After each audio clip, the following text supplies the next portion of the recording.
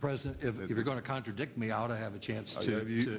The Congressional Budget Office report says that premiums will rise in the individual market as a result of the Senate bill. No. Let me, and this is an example of where we've got to get our facts straight. That's my point. Well, exactly. So let me respond to what you just said, Lamar, because it's not factually accurate. Here's what the Congressional Budget Office says. The costs for families for the same type of coverage as they're currently receiving would go down 14 to 20%. What the Congressional Budget Office says is that because now they've got a better deal, because policies are cheaper, they may choose to buy better coverage than they have right now. And that might be 10 to 13% more expensive than the bad insurance that they had previously.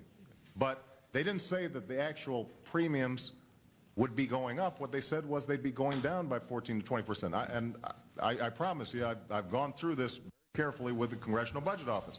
And I'll be happy to present this to the press and whoever's listening, because this is an important issue.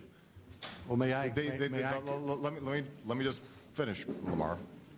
Now, what we've done is we've tried to take every single cost containment idea that's out there. Every proposal that healthcare economists say will reduce healthcare costs, we've tried to adopt in the various proposals.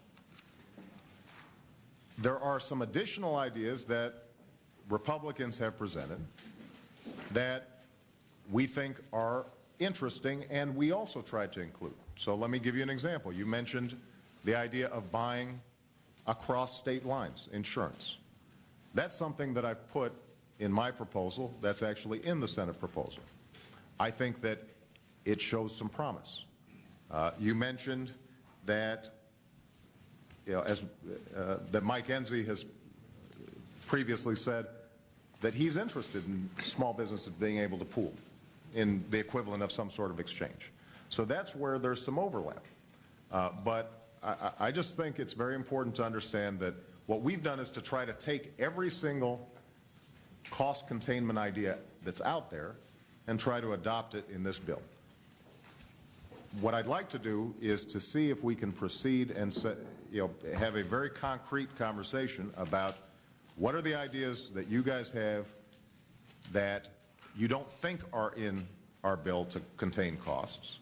And what I want to do is to see if maybe we can adopt some of those or refine what we've already done in order to further reduce costs. Mr. President, I've had and what I'd like to do also is to make sure that you maybe suggest some of the ideas that are currently in the bill that you think are good. Because, Lamar, in your opening introduction, what I saw was, sort of the usual critique of why you thought it was bad. But as I said, we've adopted a lot of the ideas that we've heard from your side of the aisle. So I hope maybe you could say, well, those are the ones that we think are good ideas. Here are the things that we think are bad ideas, as opposed to just painting in broad brush. Go ahead. Mr. President, let me show some respect for my colleagues here. They're all here, eager to speak, all sure they could do a better job than I could on any of these points.